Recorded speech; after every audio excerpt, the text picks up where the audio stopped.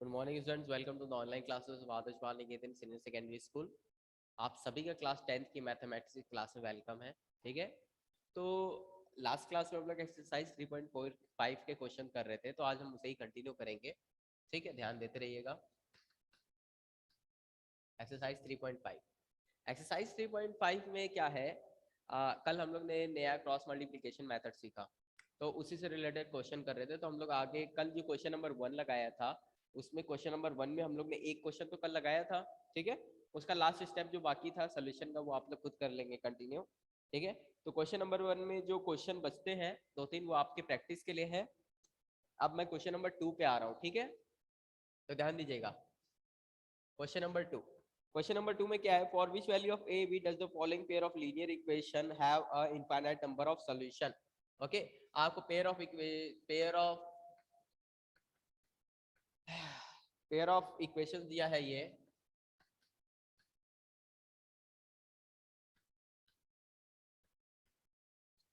ध्यान दीजिएगा। In case अगर फिर से लाइट चली जाती है और आपकी क्लास बीच में रुक जाती है, तो जो आपके लिए होमवर्क अपलोड किया जाएगा उसे करके दिखाएंगे।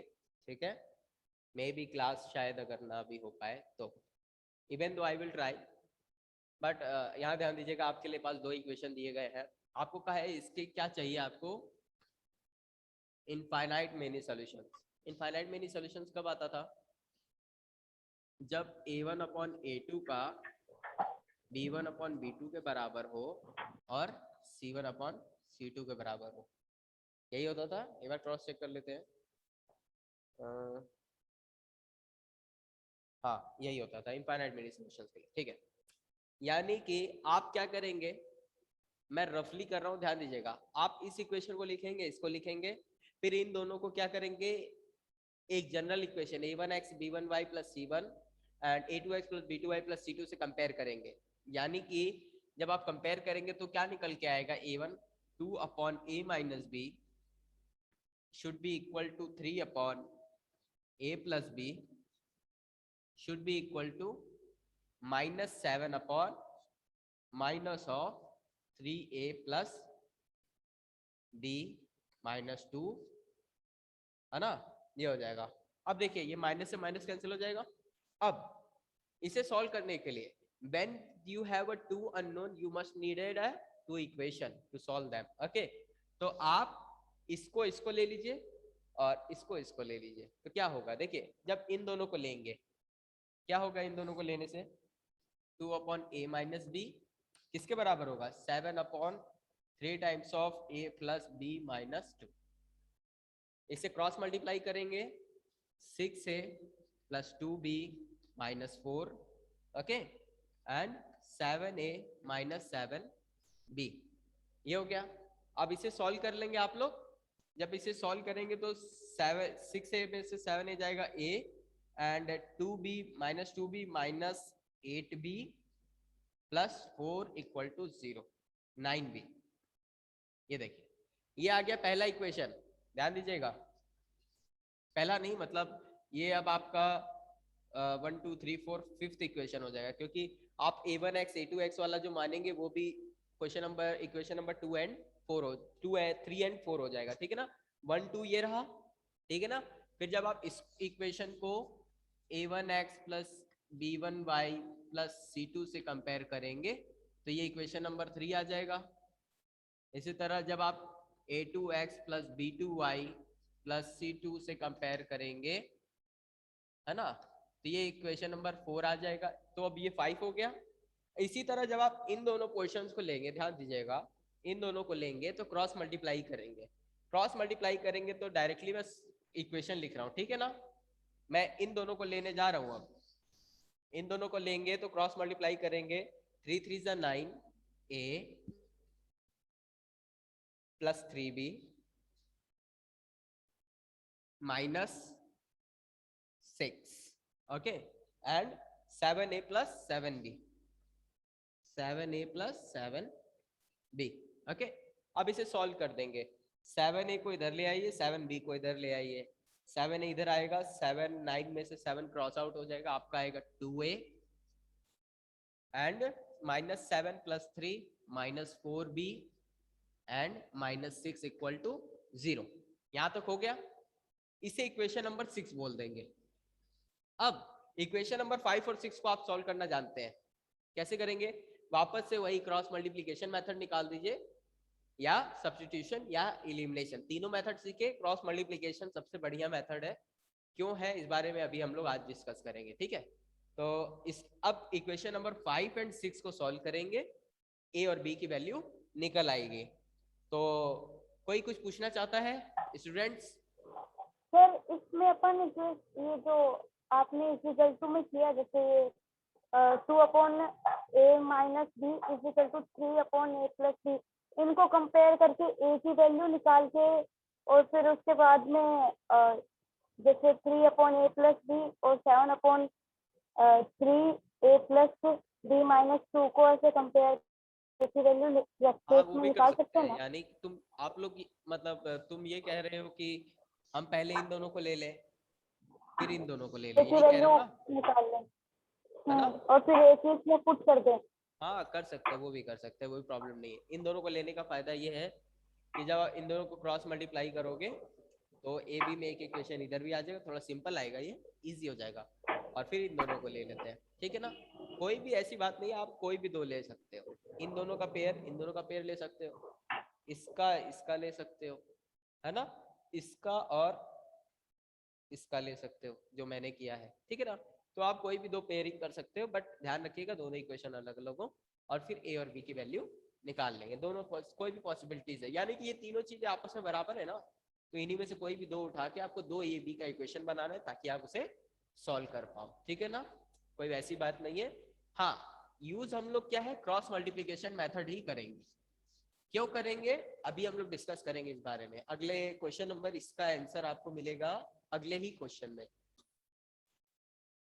ओके, वॉइस आ रही है students? Yes yes sir. Sorry for the interruption, internet का इशू है। तो ये था सोल्यूशन यहाँ का इसका। अब क्वेश्चन नंबर 3 ध्यान से देखिएगा, मैं समझाने जा रहा हूँ क्या है।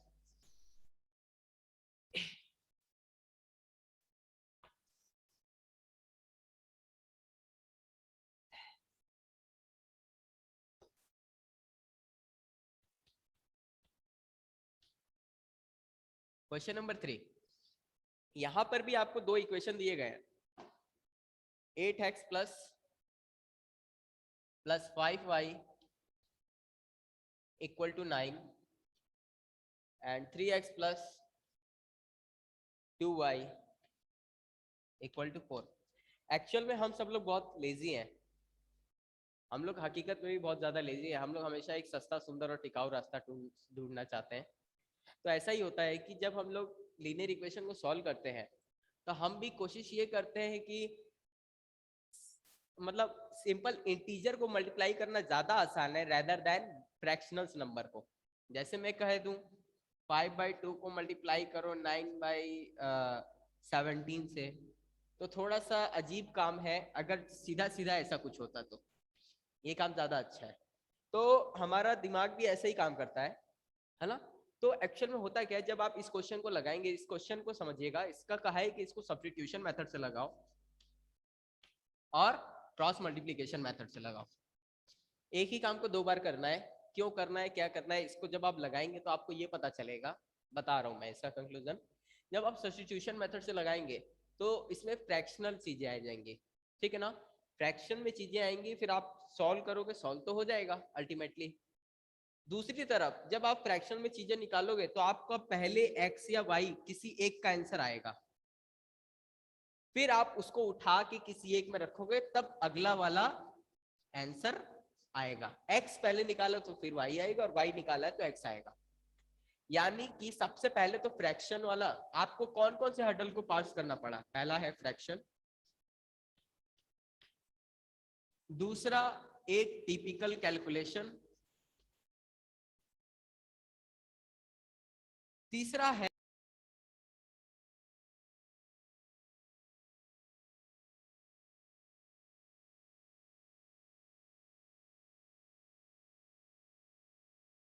वॉइस आ रही है? Yes sir. चलिए फिर से इंटरनेट का ही इशू था। तो जब आप सब्स्टिट्यूशन मेथड से करोगे, ध्यान देना इसी क्वेश्चन को, तो क्या होगा, आपको एक पहले तो सबसे पहले फ्रैक्शन से डील करना पड़ेगा, उसके बाद उसमें एक टिपिकल कैलकुलेशन होगी। तीसरा, जब आप इसे सॉल्व करोगे ना, तो एक बार में एक ही आंसर आएगा, या तो एक्स आएगा या तो वाई आएगा, फिर उसको उठा के वापस इसमें रखोगे तब वाई आएगा। जबकि क्रॉस मल्टीप्लीकेशन में आपको डायरेक्टली जब आप इसको सॉल्व करोगे, आपको ना फ्रैक्शन को ना फेस करना पड़ेगा, ना कोई टिपिकल कैलकुलेशन होगी, और साथ ही साथ एक बार में एक्स और वाई दोनों निकल आएगा। तो इसीलिए cross multiplication method is much better than substitution and elimination. समझे कि नहीं बात, या क्या समझ में आया?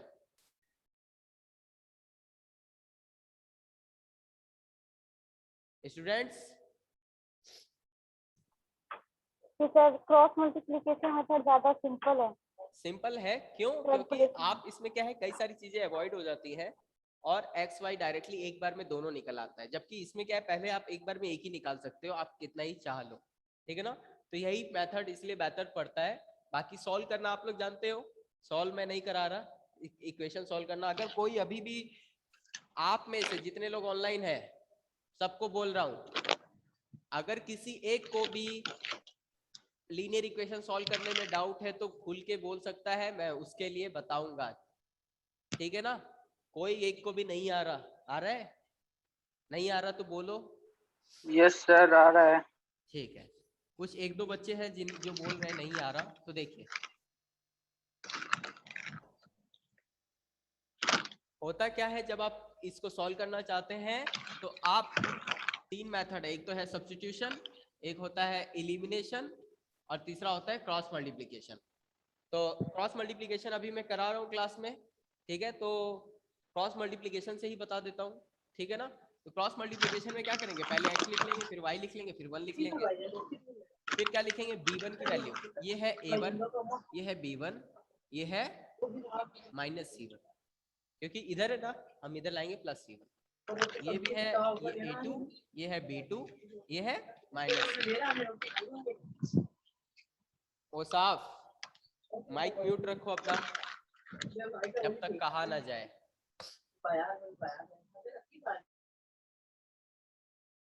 अब देखो, जब आप पहले क्या करते थे, b1 की वैल्यू लिखते थे 5, है ना। b1 के बाद क्या आता था, a1, C1 c1, एक मिनट, A1 हाँ B2 b1 c1 a1, तो B1 अब आएगा c1, तो इधर लाओगे तो ये प्लस c1, तो 9 हो जाएगा, ठीक है। अब हो जाएगा a1, a1 की वैल्यू क्या है 8, अब वापस से b1 5। इसी तरह अगला वाला देखेंगे, b2 की वैल्यू 2, एंड c2 की वैल्यू 4, एंड a2 की वैल्यू 3, एंड लास्ट कौन सा, b2 वापस से आएगा 2। यहां तक हो गया, बस अब सॉल्व हो गया। x के नीचे क्या लिखेंगे, क्रॉस मल्टीप्लाई करेंगे, 5 4 जा 20, 9 2 जा 18, यानी कि 20 माइनस 18। नेक्स्ट देखिएगा, 9 3 जा 27, 8 4 जा 32, 27 माइनस 32, 1 अपॉन 8 2 जा 16, 5 3 जा 15, 16 माइनस 15। इसको सॉल्व करेंगे तो क्या आएगा 1, यानी कि x की वैल्यू क्या हो गई, x by 2 equal to y by minus 5 equal to 1, यानी कि x बाई 2 और 1 को कंपेयर करेंगे, x बाई 2 इक्वल टू 1 का मतलब x equal to 2, y by minus 5 equal to 1 equal to y equal to minus 5। हो गया सॉल्व, एक बार में x और y दोनों आ गया। तो ये क्रॉस मल्टीप्लिकेशन दिखाया, सब्स्टिट्यूशन एंड इलिमिनेशन, पढ़ोगे तो आएगा, नहीं तो नहीं आएगा।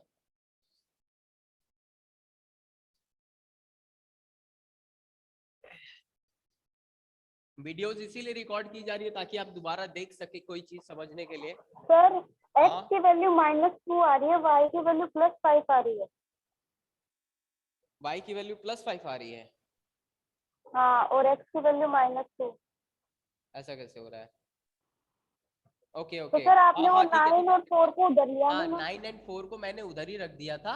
आप इधर लाओगे तो -9 -4 हो जाएगा। तो जो C1 की वैल्यू है माइनस ये हो जाएगी C1 एंड C2 की वैल्यू ये हो जाएगी, ठीक है ना, ये हो जाएगा। जब आप C1 की वैल्यू -9 एंड C2 की वैल्यू -4 रखोगे तो X की वैल्यू -2 एंड Y की वैल्यू +5 आ जाएगी, ठीक है ना।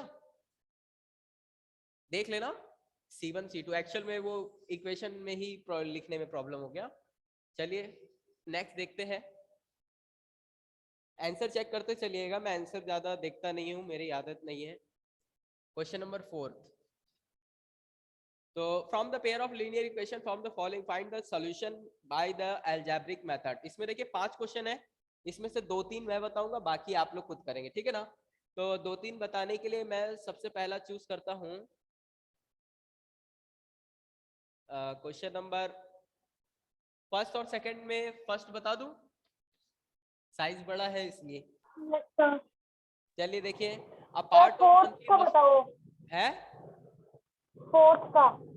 फोर्थ तो बताऊंगा ही, फोर्थ फर्स्ट वाला है भी सेकंड में इंपॉर्टेंट, बता दूंगा। तो देखिए, a part of monthly hostel charges is fixed and the remaining depends on the number of days on the taken food in the mess. When the students A takes food for 20 days, she pays rupees 1000. Okay. एक hostel है, उसमें students है, students को hostel में mess के लिए, mess जहाँ पे कैंटीन है खाना खाने के लिए, कुछ फिक्स चार्ज तो देना पड़ता है। वही टैक्सी वाला एग्जांपल है, पिछला जो टैक्सी वाला क्वेश्चन था 3.4 में, 3.4 में टैक्सी वाला जो क्वेश्चन था उसी तरह एक फिक्स चार्ज तो देना पड़ेगा मैच ज्वाइन करने के लिए, उसके बाद पर डे के हिसाब से कुछ कॉस्ट लगेगा, ठीक है। यानी कि let the fix charge be x. एक बात और ध्यान दीजिएगा, क्वेश्चन नंबर 5 में जो फोर्थ में जो 5 क्वेश्चन है, कहा है आपको कि आप कोई भी मेथड यूज कर सकते हो, substitution, elimination and cross multiplication. तो इस वाले को सॉल्व करने के लिए मैं एलिमिनेशन मेथड यूज करूंगा, क्यों वो अभी बताता हूं। Let the fix charges be x and also let the charges per day be y rupees. अब इफ क्या बोला है, कौन है स्टूडेंट, यहाँ पे नाम वाम तो दिया नहीं है, student A, if student A pays 1000 rupees for 20 days, यानी कि मैथ्स को ज्वाइन करने के लिए कुछ एक्स रुपीज तो देना पड़ेगा, और 20 दिन, हर दिन का वाई रुपीज लगेगा, तो 20 दिन का कितना लगेगा 20 वाई, यानी कि सो वी हैव, क्या निकला इससे कंक्लूजन कि एक्स रुपीज उसको देना पड़ेगा, उसके बाद 20 दिन का रेट उसका रुपीज वाई के हिसाब से लगेगा, है ना, रुपीज वाई के हिसाब से लगेगा, और टोटल वो 1000 रुपीज मैथ्स पर पे करता है स्टूडेंट ए। तो ये पहला इक्वेशन हो गया। इसी तरह आप दूसरे का कंडीशन लिखोगे, इफ स्टूडेंट बी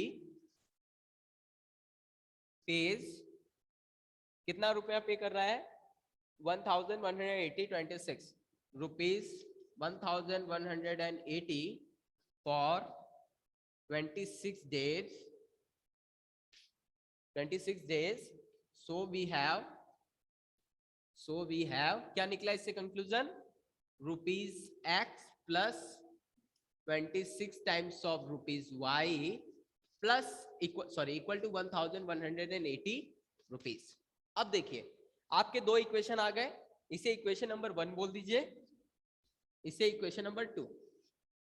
अब मैं कहा कि मैं यहाँ पर इलिमिनेशन मेथड यूज करूंगा, क्यों, एक्चुअल में ध्यान दीजिए, क्या एक्स का कोई कोफिशिएंट है यहाँ पर, नहीं है, एक्स का कोई कोफिशिएंट नहीं है, मतलब 1 है, लेकिन बहुत सिंपल सा नंबर है। तो इस केस में क्या है, इस इक्वेशन को जब हमारे पास एक्स और वाई के कोफिशिएंट में से कोई ऐसा एक कोफिशिएंट रहे जिसकी वजह से किसी एक वेरिएबल को दूसरे के टर्म्स में लिखना आसान हो, तो हम इलिमिनेशन मेथड को ही यूज करेंगे।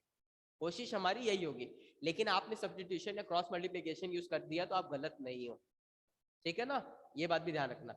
यहाँ पर इस इक्वेशन को डायरेक्टली x को एज इट इज रख के इस पूरे को उधर भेज देंगे तो x y के टर्म्स में आ जाएगा, यानी कि ये क्या बन जाएगा 1180 माइनस 26y। या फिर इसको भी ऐसे कर सकते थे, जैसे ही x की वैल्यू आई y के टर्म्स में उठा के इसमें रख देंगे। तो हमारे लिए यहाँ पर x का कुछ भी कोफिशिएंट ना होने की वजह से ये काम आसान था, इसलिए मैंने ये काम किया। अब सॉल्व कर लोगे ना आप लोग या करूं? कर लोगे ना? सर कर लेंगे। ठीक है। Yes, कुछ बच्चे ऐसे हैं जिन्हें लग रहा है कि नहीं कर पाएंगे, इसकी वजह यह है कि आपने पिछली क्लासेस नहीं की है। मैंने अपनी होशो हवास में ईमानदारी से कोशिश करके अच्छी अच्छी क्लासेस ली है, उसका वीडियो जरूर देखिए, आपको आ जाएगा, ठीक है ना। फिर भी नहीं आए तो पूछ लीजिएगा।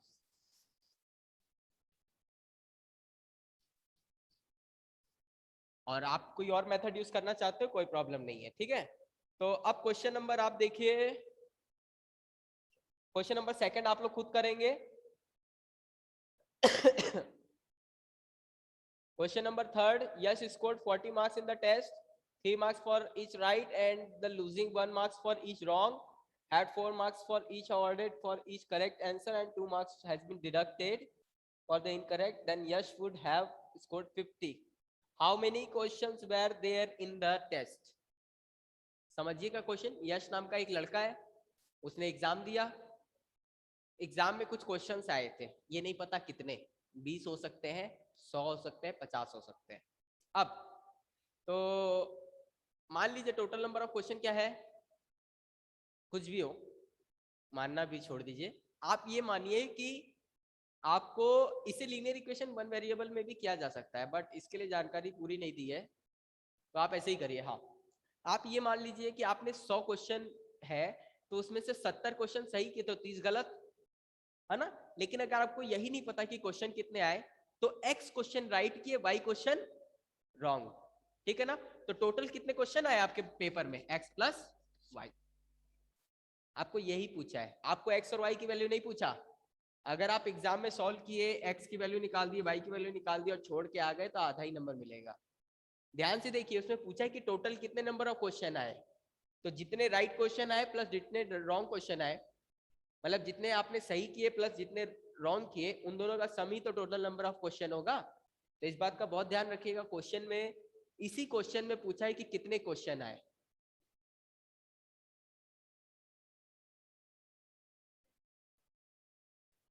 जाओ जाओ फट से जाओ, फिर क्लास कैसे करोगे, जाओ तबीयत पानी दे जाओ।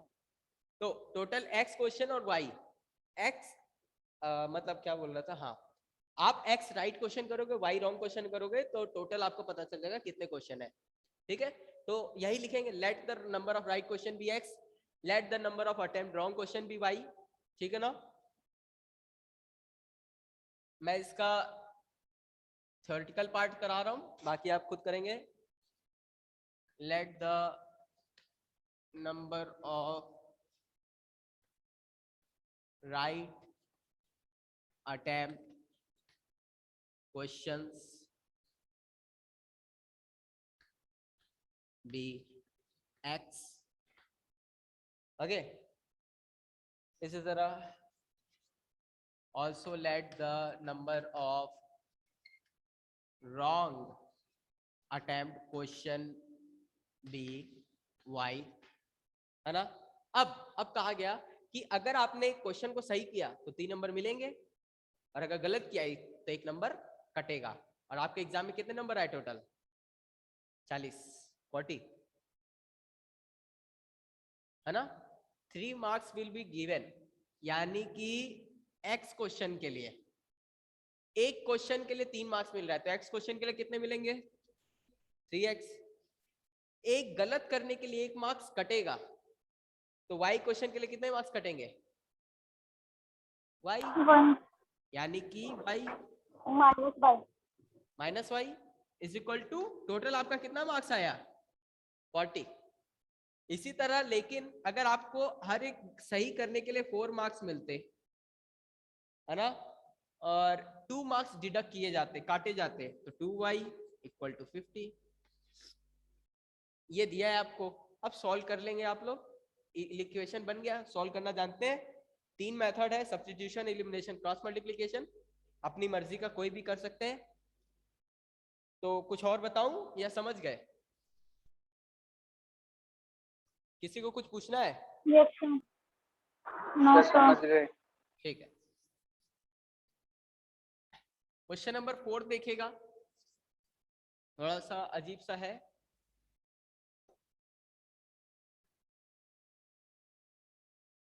ये एक्चुअल में थोड़ा सा फिजिक्स का क्वेश्चन है।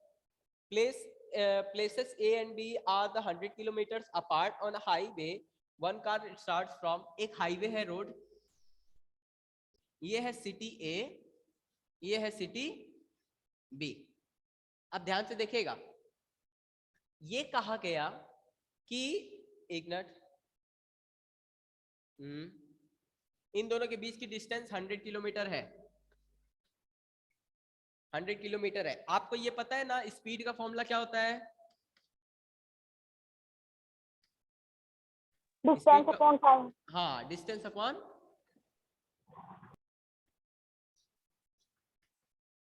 बस आपको अगर ये क्लियर है तो हो जाएगा। अब देखिएगा 100 किलोमीटर का मतलब क्या है, मतलब 100 किलोमीटर का मतलब 100 है। हाँ, एक पर्सन यहाँ पे है, एक पर्सन यहाँ पर है, यानी कि एक पर्सन यहाँ पर है और दूसरा वाला पर्सन यहाँ पर है। इसको रेक्टेंगल से बना देता हूँ ताकि क्लियर है। दो अलग अलग पर्सन है गाड़ियों पे। ये कहा गया कि जब दोनों जन अलग अलग स्पीड से एक ही समय पर गाड़ी ऑन करके चलाते हैं, दोनों पर्सन गाड़ी ऑन किए लेकिन स्पीड अलग अलग है दोनों की, गाड़ी ऑन किए, चलाए, लेकिन किस डायरेक्शन में गए? सेम डायरेक्शन में। यानी कि अगर ये वाला पर्सन, पहला वाला पर्सन इस डायरेक्शन में जा रहा है तो ये दूसरा वाला भी पर्सन इसी डायरेक्शन में जा रहा है। समझिएगा ध्यान से।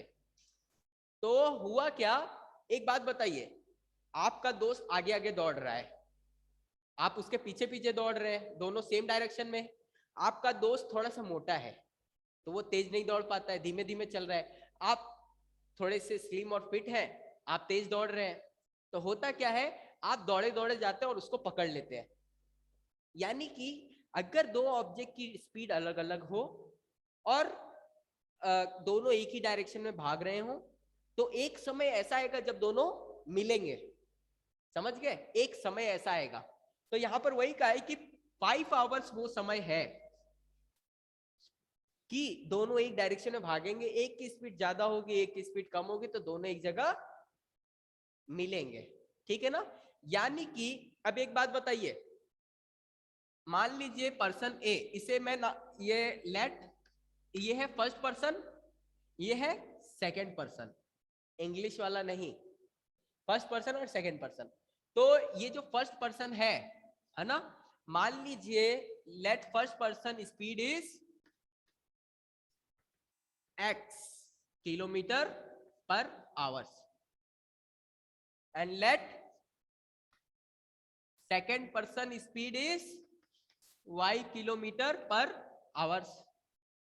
यहां तक अगर पहला बंदा x की स्पीड से चल रहा है, दूसरा बंदा y की स्पीड से चल रहा है, तो पहले बंदे के द्वारा 5 घंटे में कितना डिस्टेंस ट्रेवल होगा, बता सकता है कोई? नहीं आइडिया है? पहले वाले बंदे की स्पीड कितनी है x और टाइम कितना है 5 घंटा, तो टोटल डिस्टेंस कितनी हुई 5x, है ना? यानी कि ये बंदा 5 घंटे में, ये हो गई यहां से यहां तक की डिस्टेंस कितनी हो गई 5x। ये बंदा जो है यहां से कहां पहुंच जाएगा, यहां पर, कब? 5 घंटे में। इसी तरह दूसरा वाला बंदा भी तो वहीं पे मिल रहा है, तो 5 घंटे में वो कितना डिस्टेंस चलेगा, यहां से ये कहां पहुंच जाएगा, यहां पर। यहाँ पर आएंगे, दोनों जन मिलेंगे यहाँ पर, यानी कि इसने कितनी डिस्टेंस ट्रेवल की, 5y, 5y। ठीक है ना, ये हो गया। अब देखो सवाल हमारा पहला इक्वेशन बन गया, ध्यान से पहचानना। टोटल डिस्टेंस कितनी है 5x, और यहां से यहां तक की डिस्टेंस 100, दूसरा वाला बंदा 100 से किस पे चला गया, 5y। क्या मैं इस बात को ऐसे लिखूं, 5x minus 5y equal to 100, ये सही है कि नहीं है? कोई ऐसा जिसे ना समझ में आ रहा हो बात? सही है। इस पूरे इतने बड़े धागे में से इतना छोटा धागा घटाएंगे तो इतना इतना धागा बच जाएगा, समझ गए? इतनी बड़ी रोड में से वो रस्सी हटाएंगे, रोड हटाएंगे तो ये बचेगा 100। तो ये बन गया पहला इक्वेशन, ठीक है। अब देखिए दूसरा इक्वेशन, अगर यही स्पीड हो, अब बंदे क्या हो, सेम डायरेक्शन में आओ, कहाँ है, सेम डायरेक्शन में, तो एक कोई पॉइंट आएगा जहां पर दोनों मिलेंगे, है ना, 1 2, एक ऐसा समय आएगा जब दोनों जन मिलेंगे, इसके द्वारा कितना डिस्टेंस ट्रेवल होगा तब तक, कितने घंटे बाद मिले हैं, 1 या 2, 1 घंटे बाद। 1 घंटे में स्पीड x से कितना डिस्टेंस ट्रेवल होगा, x, नहीं समझे बात, स्पीड अगर x है तो डिस्टेंस कितना ट्रेवल होगा 1 आवर में, distance will be x kilometre, यानी कि यहां से यहां तक की डिस्टेंस कितनी है x। अब b वाला बंदा उधर नहीं इधर आया है, 1 घंटे में वो कितना ट्रेवल करेगा, y किलोमीटर। क्या बताइए, x प्लस वाई 100 होगा कि नहीं, होगा ना। तो दूसरा इक्वेशन क्या बना, होगा। बन गए 2 इक्वेशन। कोई ऐसा जिसे ना समझ में आया हो, सर आ गया। सान्या, सर नहीं शिवांगी, आया। स्नेहा, कोई किसे नहीं आया, सर मुझे नहीं आया। ठीक है, फिर से समझ लो जल्दी जल्दी। 2 बंदे थे, ये है सिटी ए, ये है सिटी बी, इसलिए इस तरह से समझिए, ये है झुंझुनू, ये है जयपुर। झुंझुनू और जयपुर में 2 आदमी खड़े हैं, झुंझुनू से एक आदमी, जयपुर वाले आदमी, दोनों जन एक ही डायरेक्शन में जा रहे हैं, है ना। मान लीजिए दोनों के दोनों एमपी जाना चाहते हैं, मध्य प्रदेश। तो झुंझुनू वाला आदमी एक्स की स्पीड से चलता है, जयपुर वाला आदमी वाई की स्पीड से चलता है। होता क्या है, झुंझुनू वाले की स्पीड तेज है, तो वो ऑब्वियसली एक ऐसा समय आएगा कि वो इसको क्या बोलते हैं, वाई को टच कर जाएगा, मतलब पर्सन जो सेकंड है उसे टच कर जाएगा। क्यों करेगा, इस तरह से समझिए, आप तेज स्पीड से भाग रहे हैं, आपका फ्रेंड धीमी स्पीड से भाग रहा है, आप उसके उसके पीछे भागेंगे तो एक समय आएगा आप उसे पकड़ लेंगे।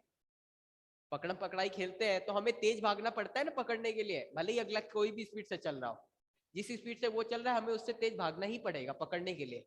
तो ये वाला बंदा एक्स की स्पीड से चल रहा है, वो वाला बंदा वाई की स्पीड से चल रहा है, सेम डायरेक्शन में।